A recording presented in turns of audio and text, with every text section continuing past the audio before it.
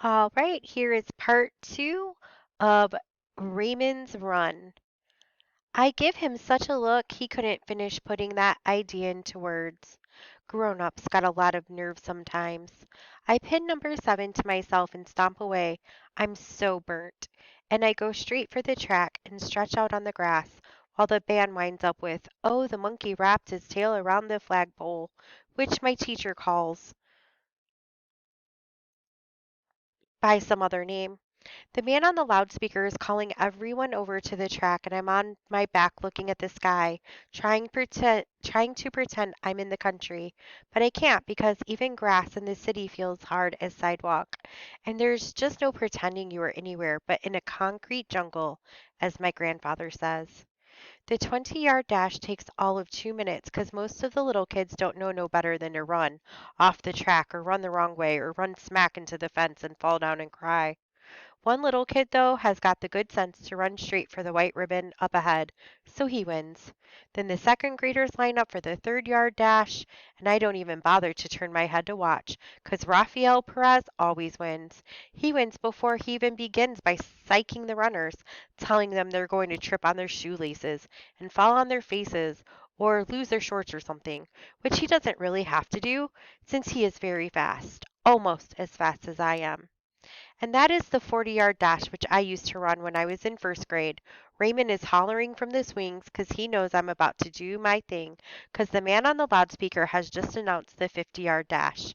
Although he might just as well be giving a recipe for angel food cake 'cause you can barely make out what he's saying for the static. I get up and slip off my sweatpants, and then I see Gretchen standing at the starting line, kicking her legs out like a pro. Then as I get into place, I see that old Raymond is on the line on the other side of the fence, bending down with his fingers on the ground, just like he knew what he was doing. I was going to yell at him, but then I didn't. It burns up your energy to holler. Every time, just before I take off in a race, I always feel like I'm in a dream, the kind of dream you have when you're sick with fever and feel all hot and weightless. I dream I'm flying over a sandy beach in the early morning sun, kissing the leaves of the trees as I fly by, and there's always the smell of apples, just like in the country when I was little, and used to think I was a choo-choo train, running through the fields of corn and chugging up the hill to the orchard. And all the time I'm dreaming this, I get lighter and lighter until I'm flying over the beach again, getting blown through the sky like a feather that weighs nothing at all. But once I spread my fingers in the dirt and crouch over the "get on your mark," the dream goes and I am solid again and am telling myself, "Squeaky, you must win. You must win. You are the fastest thing in the world. You can even beat your father up Amsterdam if you really try." And then I feel my weight coming back just behind my knees, then down to my feet, then into the earth, and the pistol shot explodes in my blood and I am off and weightless again, flying past the other runners, my arms pumping up and down, and the whole world is quiet except for the crunch as I zoom over the gravel in the track. I glance to my left and there is no one. To the right, a blurred Gretchen, who's got her chin jutting out as if it would win the race all by itself. And on the other side of the fence is Raymond with his arms down to his side and the palms tucked up behind him, running in his very own style. And it's the first time I ever saw that. And I almost stopped to watch my brother Raymond on his first run. But the white ribbon is bouncing toward me, and I tear past it, racing into the distance until my feet, with a mind of their own, start digging up footfuls of dirt and break me short.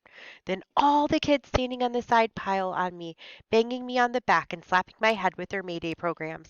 For I have won again, and everybody on 151st Street can walk tall for another year.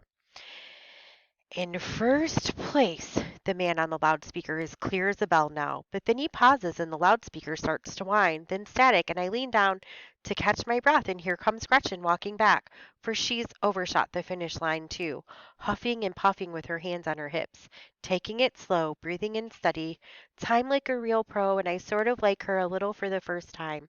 In first place, and then 3 or 4 voices get all mixed up on the loudspeaker, and I dig my sneaker into the grass and stare at Gretchen, who's staring back, we both wondering who just won.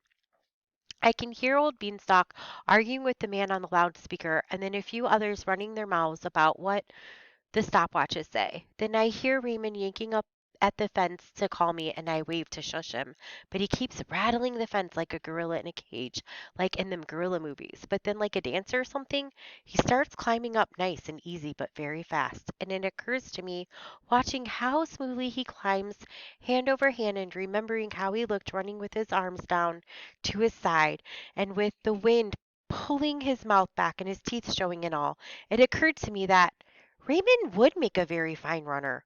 Doesn't he always keep up with me on my trots? And he surely knows how to breathe in counts of seven, 'cause he's always doing it at the dinner table, which drives my brother George up the wall.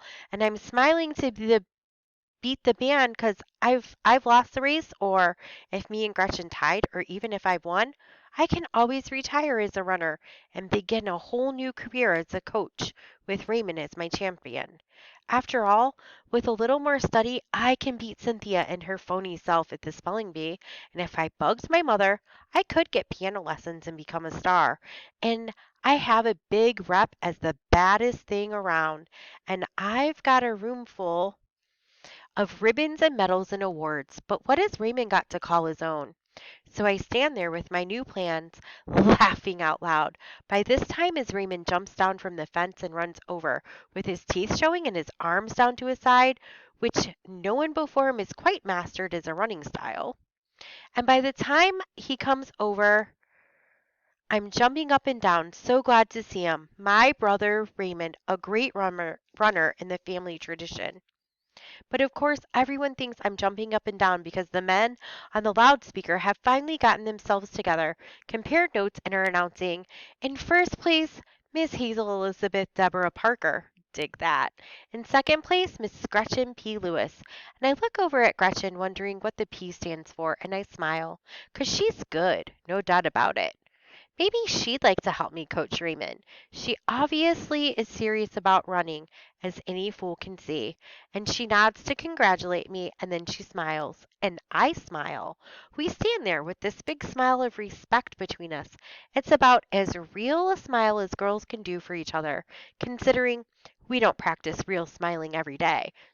'Cause maybe we too busy being flowers or fairies or strawberries instead of something honest and worthy of respect. You know, like being people.